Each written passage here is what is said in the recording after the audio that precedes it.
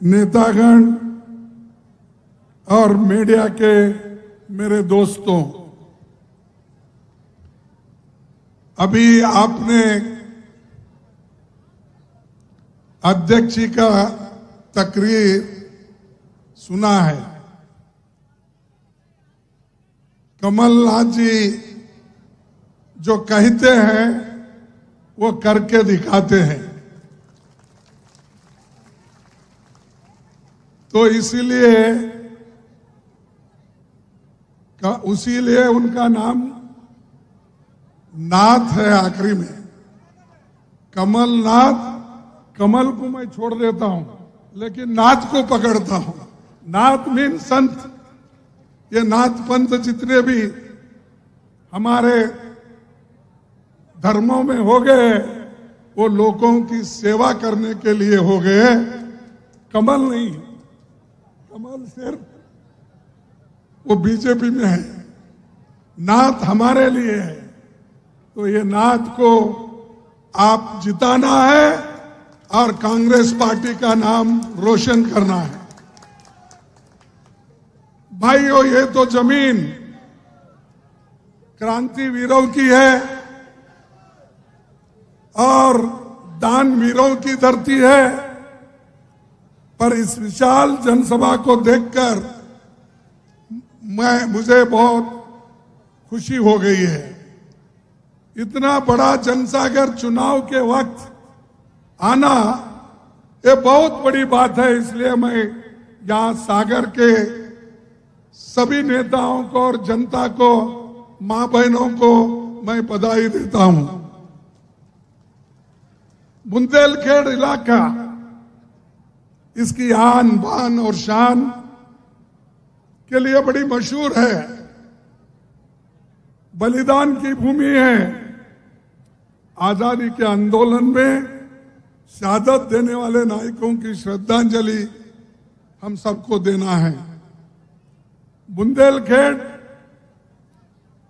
केसरी महाराजा छत्रसाल, महारानी लक्ष्मीबाई, वीरांगना झलकारी बाई को भी मैं श्रद्धांजलि देता हूं।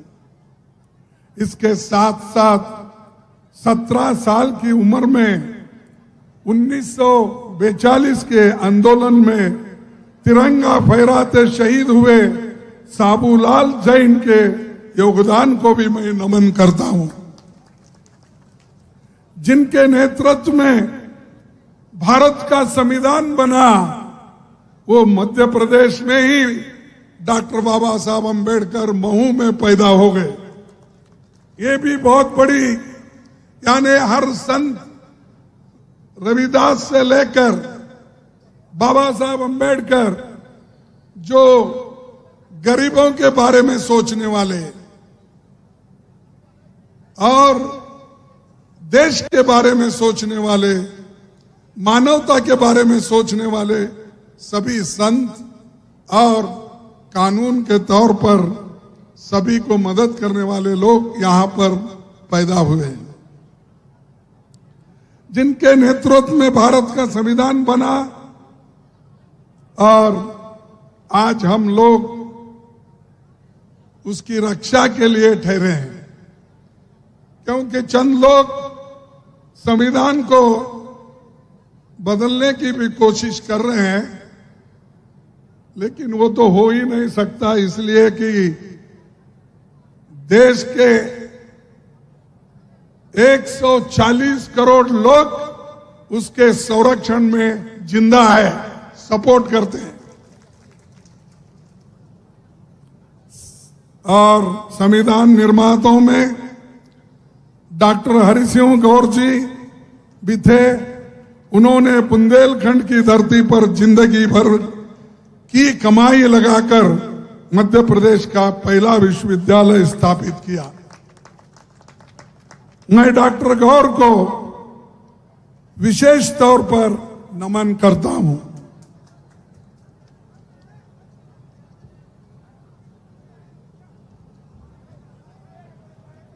मोदी जी, संत रविदास जी सिर्फ चुनाव में याद आए मोदी जी को।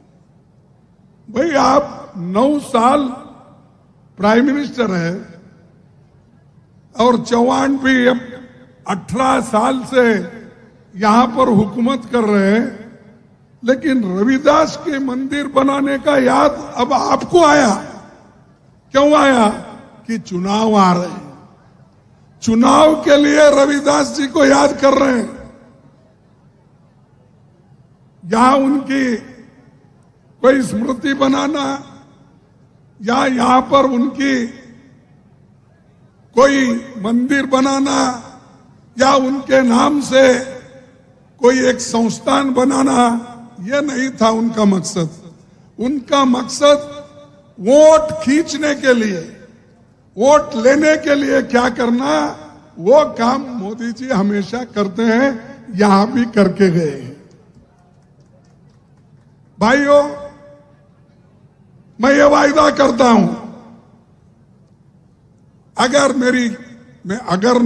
मगर नहीं आने वाली ही है पार्टी, मेरी पार्टी की सरकार यहां बनी तो पहला ये होगा, उनके नाम से एक विश्वविद्यालय यहां पर खोला जाएगा। आपके परमिशन से बोल रहा हूं, नहीं तो कल बोलेंगे मेरे परमिशन के खिलाफ कैसा बोले। आपके परमिशन से बोल रहा हूं कि संत रविदास के नाम से यहां विश्वविद्यालय खोला जाएगा और जो भी अच्छे विचार वालों के स्मरण में, मेमोरी में हम हमेशा कुछ करते आए हैं, चाहे विहार हो, चाहे मंदिर हो, ये सब कर रहे हैं और यहां पर भी हम करके दिखाएंगे। ये वोटों के लिए नहीं, हम जो करते हैं दिल से करते हैं, हम जो करते हैं लोगों के हित के लिए करते हैं। इसीलिए आप ये मत सोचिए कि चौहान ने गेहूं दिया, राशन दिया, वो फलाना दिया, ये कुछ नहीं। अरे सबसे ज्यादा आपको जो फायदेमंद है वो इस देश का संविधान है, वो हमने दिया है। और इन्होंने क्या किया, यहां पर तो मंदिर बनाने का वायदा किया, लेकिन दिल्ली में ये 14 अगस्त 2019 में वहां जो रविदास जी की मंदिर थी, इन्होंने बुलडोजर लगा के उसको तोड़ दिया। ये लीजिए, मैं दे देता हूं, क्योंकि सबूत मांगते हैं ना, ये टाइम्स ऑफ इंडिया का ये है, ये ले लीजिए सबूत के तौर पर, आप देख लीजिए। यानी ये लोग ऐसे हैं कि मुख में राम बगल में छुरी। मुख से तो बोलते हैं रविदास जी, बाबा साहब, सभी का नाम लेते हैं, लेकिन वो किसी मकसद से लेते हैं। और एक मैं आपसे कहना चाहता हूं, कभी रविदास जी ने ये नहीं कहा, वो कहते थे किसी की पूजा इसलिए ना करो कि वो बड़े पद पर है। वो ऐसी व्यवस्था चाहते थे जहां कोई भी भूखा न रहे और छुआछूत का भाव न हो। ये रविदास का है। और उन्होंने ये भी कहा, ऐसा चाहूं राज में, ऐसा चाहूं राज में मिले सबनों को अन्न, मिले सबन को अन्न, छोटे बड़े सब राम, छोटे बड़े सब सम बसे, रविदास रहे प्रसन्न। तो ये रविदास का कहना है, कोई सिर्फ पूजा करने से सब कुछ होता है नहीं, लेकिन मैं चाहता हूं, उन्होंने कहा सबको मिले अन्न खाने के लिए, पेट भरने के लिए, सबको सम्मान मिले, और उसी से रविदास प्रसन्न होते हैं और किसी से नहीं। तो ये रविदास जी का कहना है। लेकिन ये लोग, जैसा कि अभी हमारे कमलनाथ जी ने कहा कि भाई यहां पर नंबर 1 बहुत से चीजों पे है, वो मैं दोहराना नहीं चाहता। और लड्डा जी नहीं, सॉरी, हमारे शाह आए थे शायद यहां पर, और उन्होंने आकर हमको 53 साल का रिपोर्ट मांगा है। मैं 53 साल का रिपोर्ट देता हूं, हमने क्या किया। मेरे पास है आंकड़े, मैं बाद में बताऊंगा आपको, थोड़ा सा आप समय दीजिए मुझे। ये मध्य प्रदेश में एक व्यक्ति 18 साल से हुकूमत कर रहा है, अभी भी पिछड़ा हुआ है। अरे तुम 30-30, अब मोदी जी 13.5 साल गुजरात में हुकूमत किए, और यहां पर दिल्ली में आकर अब 10 साल होने आ रहे हैं, तो कितने हो गए? 24 साल, 24.5 साल हो गए। 24.5 साल, यानी कांग्रेस को कहते हैं 53 साल करे हुकूमत, उसका आधा तो मोदी किया। लेकिन क्या किया? जाओ गुजरात में, बच्चे आज जो पौष्टिक आहार के लिए कमजोर है, वहां सबसे पिछड़ा हुआ अगर राज्य है पौष्टिक आहार में, वो गुजरात में है। वो क्या यहां आकर मध्य प्रदेश में कहेंगे? और उनका चेला चौहान यहां पर क्या कहेगा? अरे आप कुछ कर नहीं सकते तो दूसरों पर उंगली उठाते हो। हमने जो किया वो सबके सामने है। गौर ने जो किया विश्वविद्यालय का काम, ये मोदी ने किया? क्या मोदी के वक्त में हुआ? आप बताइए। तो ये मैं यही आपसे बताना चाहता हूं कि बीजेपी हमेशा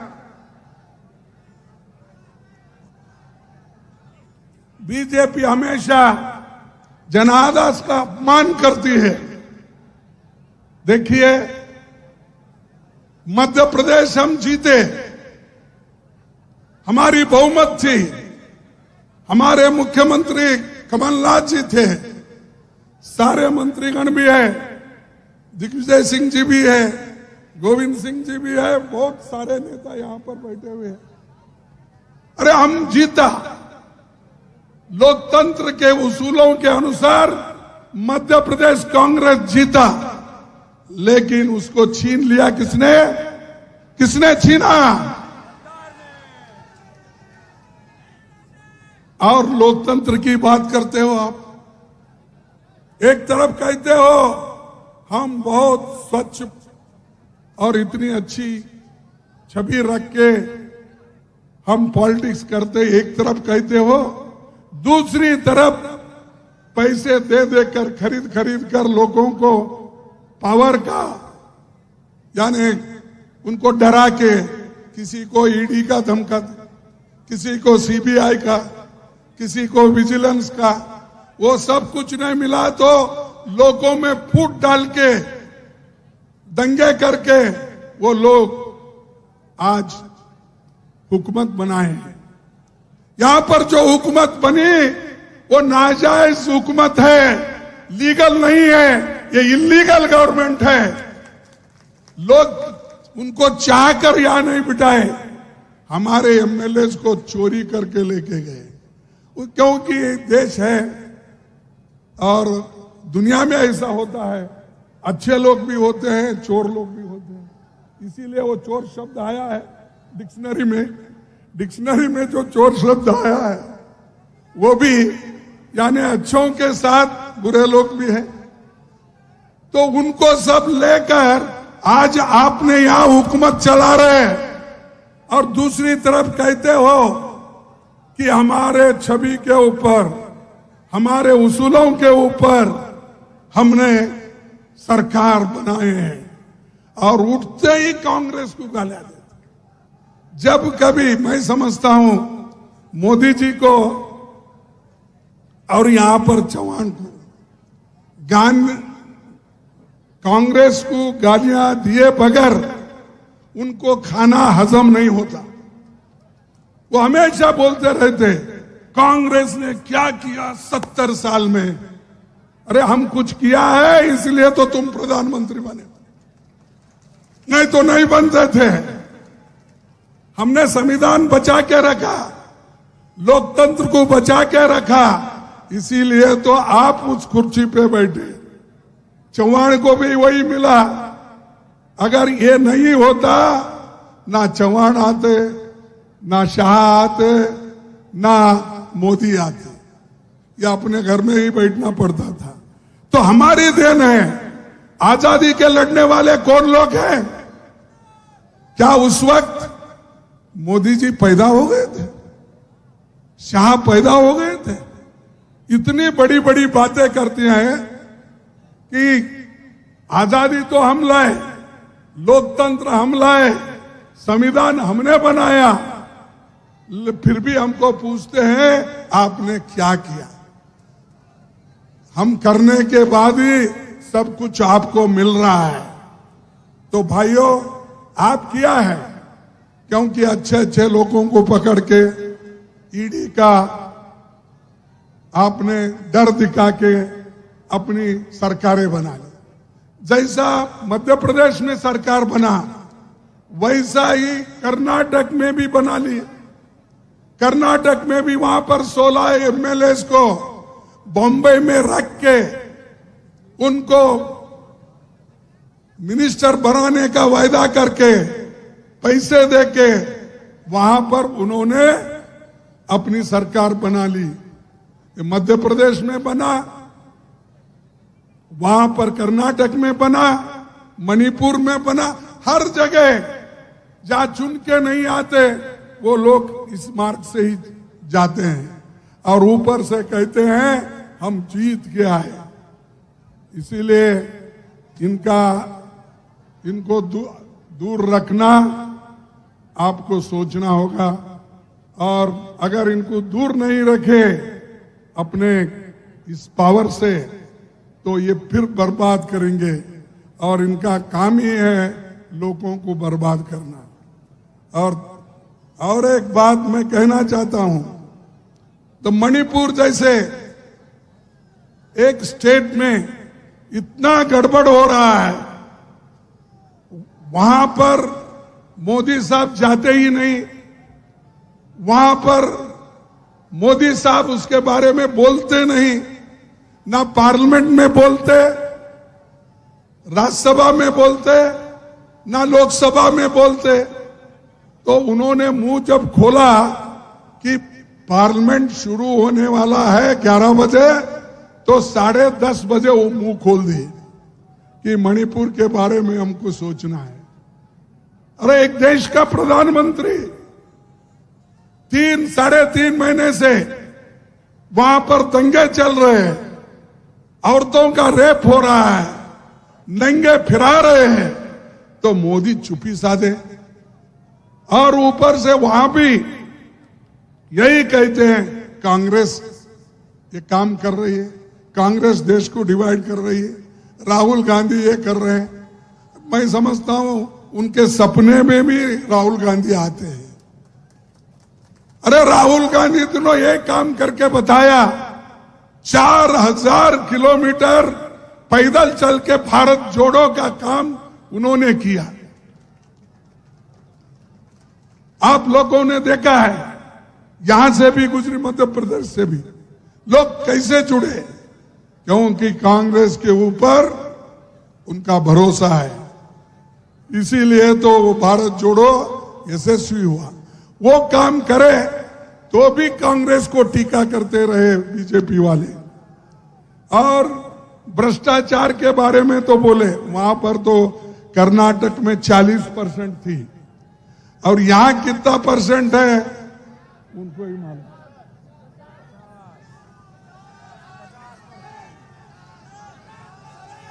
कितना? देखो, हम तो 40% को हटा दिए। अब कमलनाथ जी आप 50% वालों को धक्का देना है, हटाना है।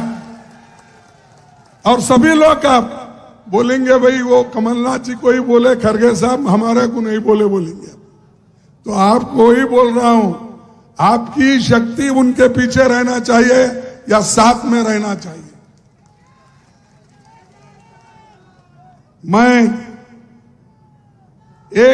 हम तो किसी के खिलाफ किसी को बदला लेने का नहीं सोचते। हम हमेशा सबको अच्छा करते हुए आए हैं। और एक बात मैं कहना चाहता हूं, बाबा साहब एक बात कहे थे, बदला लेने की नहीं, बदलाव लाने की जरूरत है। ये ऐसा हमको किसी से हम बदलाव नहीं, उनको हम कोई द्वेष दृष्टि से नहीं देखेंगे, लेकिन वो छोड़ रहे नहीं हमारा पीछे। द्वेष के साथ हमारे लोगों को सताना, हमारे लोगों को बर्बाद करना, उनको जेलों में भेजना, ये काम वो कर रहे हैं। लेकिन वो खुद ब खुद आप उनको सिखाएंगे। और जब नवंबर में हमारी सरकार आएगी तब कुछ फिर उनको भी ये मुश्किल होगा, अरे हमने तो इतने सताया, हमारा क्या होगा बोल के वो लोग शायद यहां छोड़कर दिल्ली गिल्ली या बम्बई जाके बैठेंगे, क्योंकि उनको भी डर होता। लेकिन हम डराने वाले नहीं और डरने वाले भी नहीं, ये हमारा ये है। और दूसरी चीज, आज मध्य प्रदेश को बदनाम करने की काम यहां के बीजेपी और चीफ मिनिस्टर कर रहे हैं। बहुत से घटनाएं यहां पर घड़ी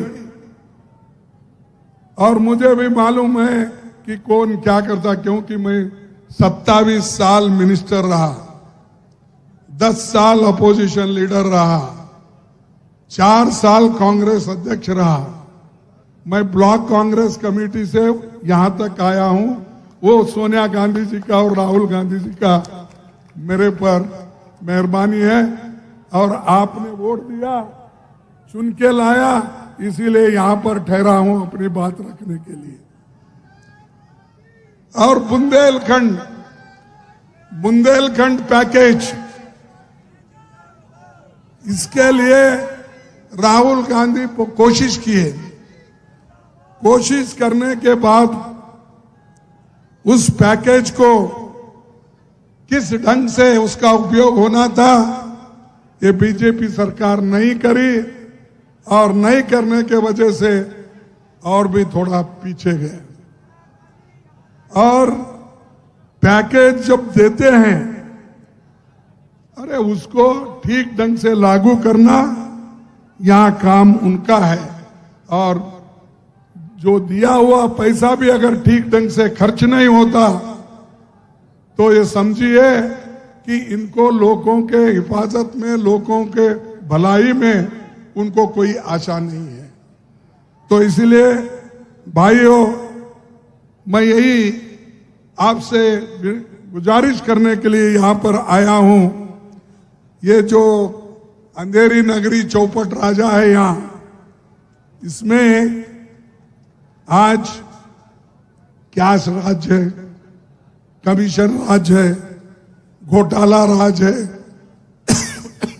लूटपाट,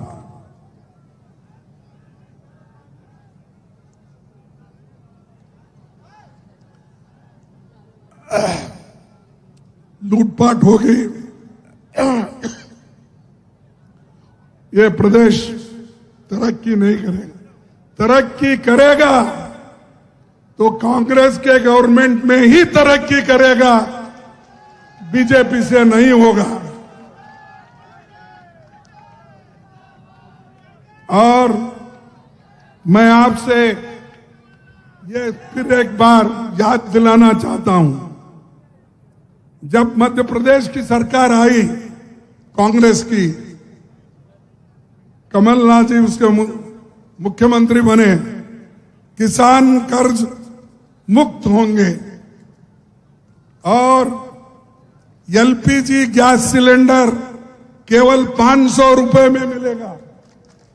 मैं वायदा कर रहा हूं, फिर मेरे को बीच में मत छोड़ो। एलपीजी गैस सिलेंडर केवल 500 रुपए में मिलेगा। महिलाओं को 1500 हर महीना मिलेगा। महिला तो खुश होना चाहिए, हाथ उठाइए।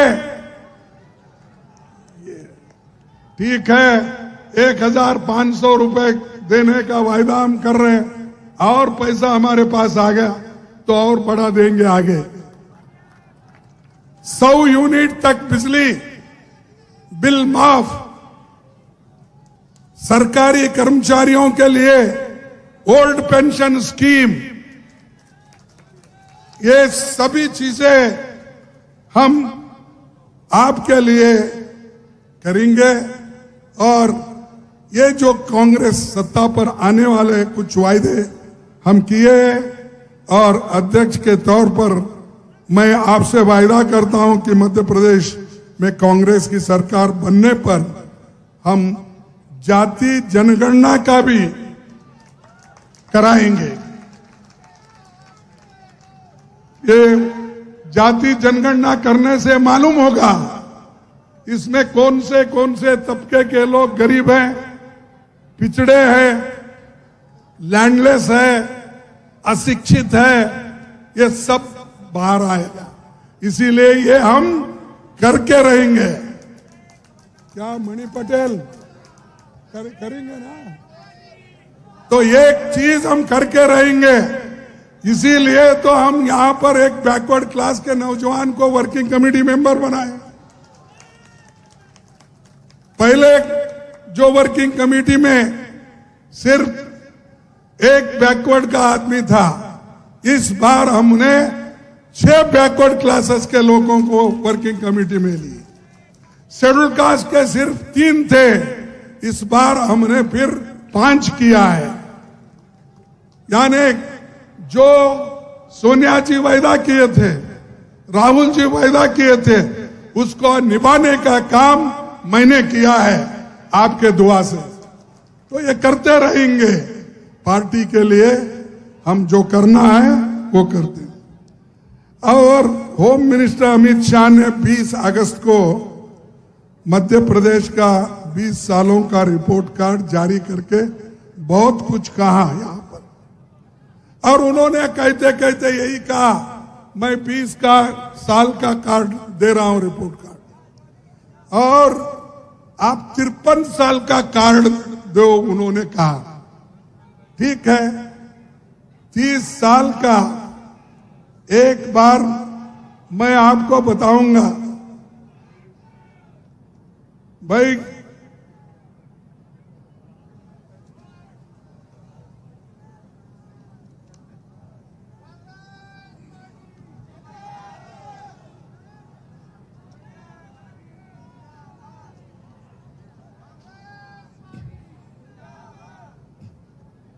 ये तो मैं आपको रिपोर्ट कार्ड दूंगा। मध्य प्रदेश में आप लोगों से जानना चाहूंगा, भिलाई स्टील प्लांट जब मध्य प्रदेश और झारखंड मिलके था, सॉरी छत्तीसगढ़ मिलके था, तो भिलाई स्टील प्लांट किसने किया? ये रिपोर्ट उसको दे दो। इंदिरा सागर डैम किसने बनाया? फिर ये भी रिपोर्ट उसको करो। आईआईटी इंदौर, आईआईएम इंदौर किसने बनाया? एम्स भोपाल किसने बनाया? Maulana Azad national institute of technology किसने बनाया? रानी लक्ष्मीबाई इंस्टीट्यूट ग्वालियर किसने बनाया? चंबल घाटी प्रोजेक्ट किसने बनाया? ये सब रिपोर्ट उसको दे दो। बाकी का डिटेल रिपोर्ट है मेरे पास, समय की कमी होने की वजह से पूरा तो नहीं बोल सकता, लेकिन थोड़े और उसमें से भी बोलूंगा। अरे ये मेरे बड़ा बड़ा रिपोर्ट है। लोगों की जिंदगी बनाने का, लोगों को एम्प्लॉयमेंट देने का, लोगों को बुद्धिजीवी बनाने का, यह हमारा काम है। हम सिर्फ आकर तकरीर करके जाने वाले नहीं हैं। पंडित जवाहरलाल नेहरू जी से लेकर राजीव गांधी तक हमने क्या किया, यह सब दुनिया को मालूम है। और तुम झूठ बोलकर लोगों को गुमराह कर रहे। 2 करोड़ नौकरियां दूंगा। भाई 2 करोड़ कौन बोले? मोदी जी बोले 2 करोड़ नौकरियां, बोले तो 18 करोड़ नौकरियां दिए क्या आपको? कैसा नहीं, झूठ बोल रहे हैं आप। क्योंकि प्रधानमंत्री होके उन्होंने 140 करोड़ जनता का नुमाइंदगी करते हैं, क्या वो झूठ बोलते हैं? मैं समझता हूं आप 2 करोड़ नौकरियां, 18 करोड़ नौकरियां लेकर आप झूठ बोल रहे हैं। या तो आप झूठ होंगे या तो वो झूठ होंगे। कौन झूठ है? मोदी। 15-15 लाख हर एक के जेब में डालूंगा बोले, मिले क्या आपको? अरे ये तो प्रधानमंत्री झूठ कैसा बोलता भाई?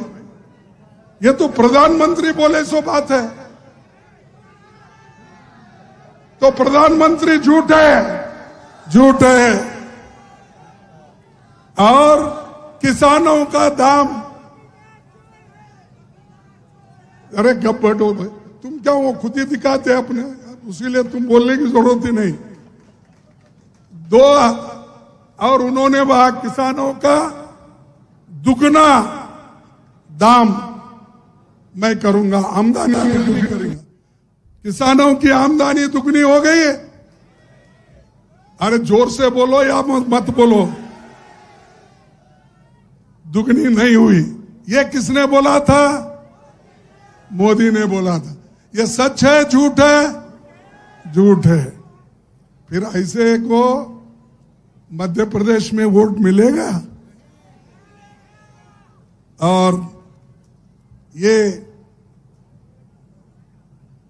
इसके अलावा बहुत से चीजें ऐसे ही झूठ बोल बोलकर उन्होंने वोट लिए हैं।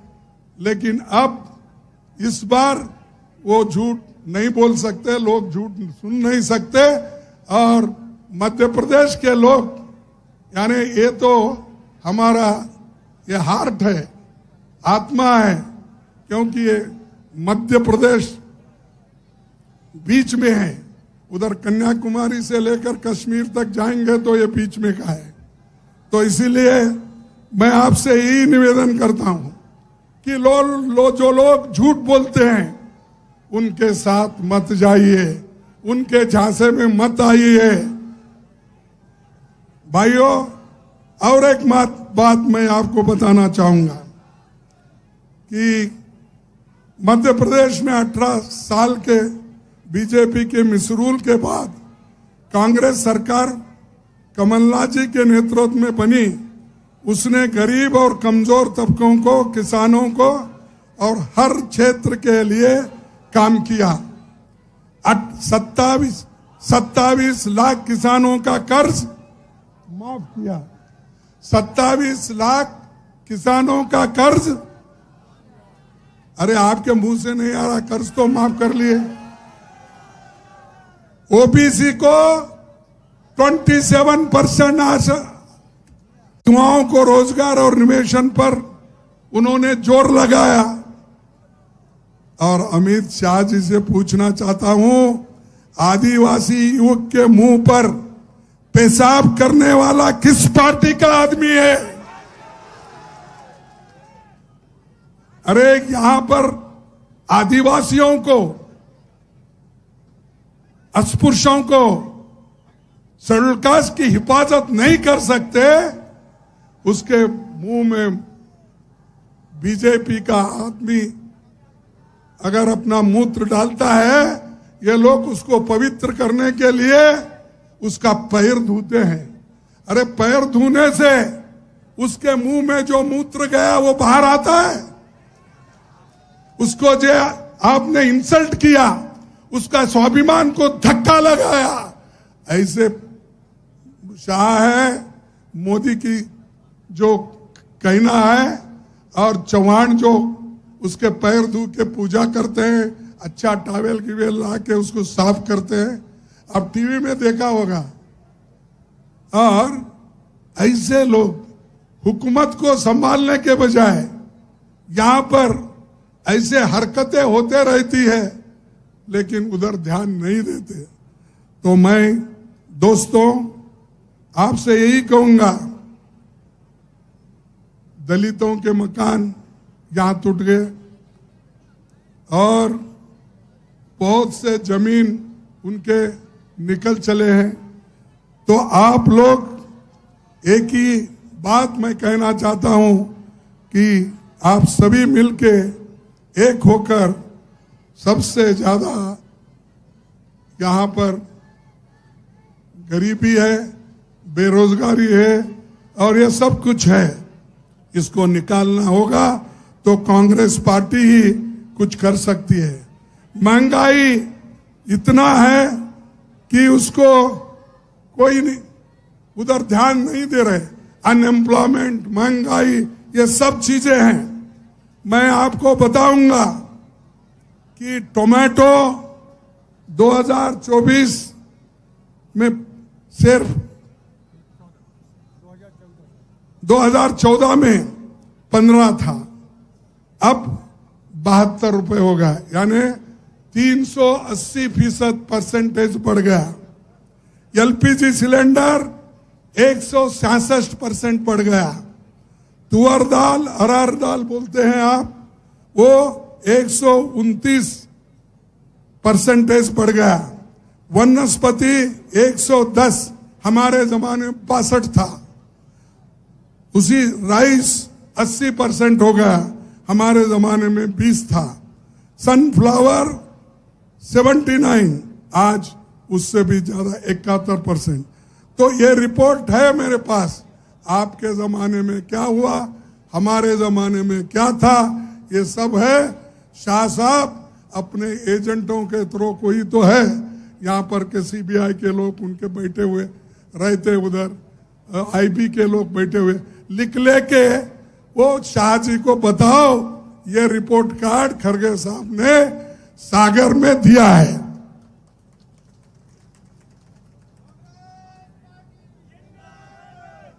अब मैं ज्यादा वक्त नहीं लेता और 2-4 चीजें मैं आपको बताऊंगा, क्योंकि फिर मेरे को आना है कभी भी, तो उस वक्त बाकी के बताऊंगा। तो बार बार वो जो कहते हैं, उसी लिए मैं यहां पर बोलने के लिए ठहरा था। आजादी के पहले लिटरेसी रेट, यानी लिखना पढ़ना क्या था, देखो 18% था, 18.3 था 1951 के पहले। आज क्या है, 13-14 में 74% हुआ। ये हमने किया, 18 से 74 तक लेके गए, फिर भी हमको पूछते तुमने क्या किया, ये किए हम। उसके बाद जो छोटे बच्चे 1000 को 165 मरते थे, लेकिन उसको हमने घटाकर 13-14 में 38 हो गए। और महिलाएं, सिर्फ 7% महिलाएं पढ़ी लिखी थी, लेकिन हमारे जमाने में 13-14 में 65% हमने किया। फिर भी हमको पूछते क्या किए, ये किए। पढ़ाने का काम किए, पौष्टिक आहार का काम किए, और लाइफ 32 साल की एवरेज उम्र थी उस वक्त। मरने वालों की संख्या ज्यादा थी और 32 साल एवरेज लाइफ था। तो आज 13-14 में ये 70 साल बना। ये सब देखते नहीं क्या शाह और मोदी? फिर भी हमको पूछते हैं तुमने 70 साल में क्या किया। अब 53 साल को आए हो, पहले 70 बोलते थे, अब 53 साल में क्या किया। ये सब हमने किया है। और इसीलिए मैं, चाहे वो प्राइमरी स्कूल्स हो, हाई स्कूल्स हो, सब सेंटर्स हो, बहुत से काम हमारे हैं। मैं और एक मीटिंग में बताऊंगा, इन लोगों को बड़े बड़े काम करने का तो आदि नहीं है, सिर्फ झगड़ा लगाना और लोगों को झूठ बोलना, ये उनका काम है। इसलिए दोस्तों, मैं भी एक शायर बोल के खत्म करता हूं। जीतूंगा मैं, जीतूंगा मैं, ये खुद से वायदा करो।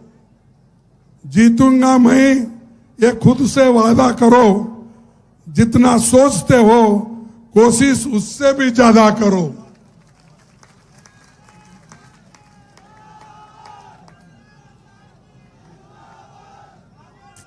तकदीर भी रूठे पर हिम्मत नहीं टूटे। तकदीर भी रूठे पर हिम्मत ना टूटे। मजबूत इतना अपना इरादा करो। और भाइयों, हर कामयाबी पे आपका नाम होगा। हर कामयाबी पे आपका नाम होगा। आपके हर कदम पे दुनिया का सलाम होगा। मुश्किलों का सामना हिम्मत से करना, मुश्किलों का सामना हिम्मत से करना, तो देखना एक दिन वक्त भी आपका गुलाम होगा। धन्यवाद। जय हिंद, जय हिंद, जय हिंद, जय हिंद, जय कांग्रेस।